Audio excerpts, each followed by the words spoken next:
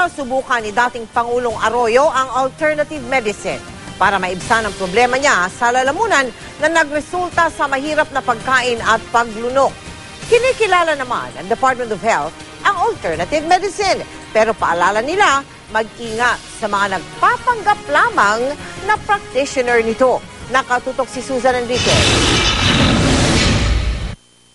Alternative medicine ang sinusubukan ng dating Pangulo para mapagaling ang kanyang karamdaman. Gusto man daw kasi nilang makapagpagamot sa ibang bansa, pero tila malabo raw ito. Inirekomenda raw ito ni Cielo Macapagal, ang kapatid ng kongresista, matapos itong sumailalim sa sunod-sunod na operasyon. Gusto raw kasi ni Arroyo na maalis o mabawasan ang discomfort sa kanyang lalamunan. She can choke anytime and her breathing can get affected, then it gets life-threatening. Dahil nga raw sa problema sa lalamunan na sumailalim na sa 3 operasyon, mahigit 40 kilo na raw ang nawala sa timbang ng dating Pangulo. Hirap daw kasi siyang kumain at lumunok, kaya naman dikit-dikit rin daw ang kanyang therapy. Wala namang nakikitang masama si Dr. Jaime Galvestan sa alternative treatment na nais ng dating Pangulo. Si Dr. Galvestan ay dating kalihim ng Health Department at ngayon masusing nagtataguyod ng alternative treatment.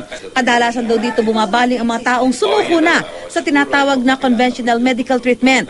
Kabilang daw sa mga alternative treatment ay ang acupuncture, chiropractic at paggamit ng mga herbal medicine.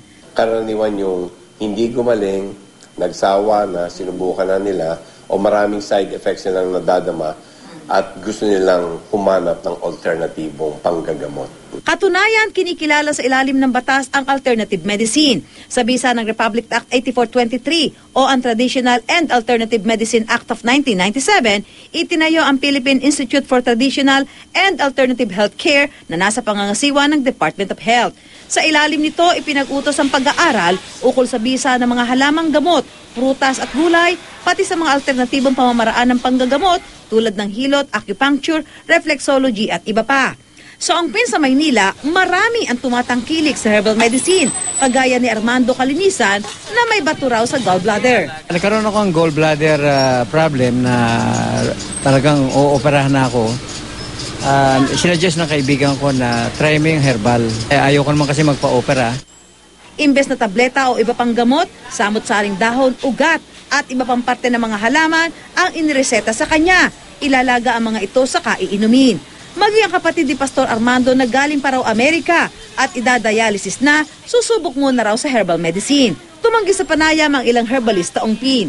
Pero ayon sa mga nagtitinda, lagi naman daw may tumatangkilik sa kanilang mamimili. Sabi ng mga customer namin, nakakagaling naman daw yung mga herbal medicine namin. Ayon naman sa Department of Health, kinikilala naman nila ang alternative medicine.